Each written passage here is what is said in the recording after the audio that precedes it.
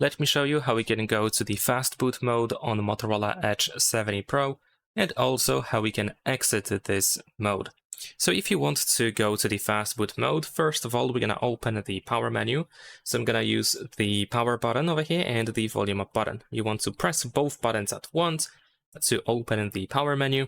And over here, you want to simply restart your phone. But once you tap on the restart option, you want to press and hold volume down button.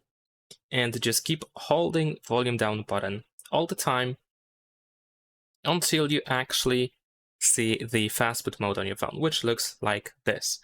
Now in here, in this menu, we can navigate by using volume buttons. And in order to exit the Fastboot mode, you just have to make sure that the start option is over here visible, and then just press the power button. So anything that is written over here, you can confirm that you want to choose that option by pressing the power button. So choose start in order to quickly restart your phone and go back to the normal mode. And that's pretty much it. Leave a like and subscribe.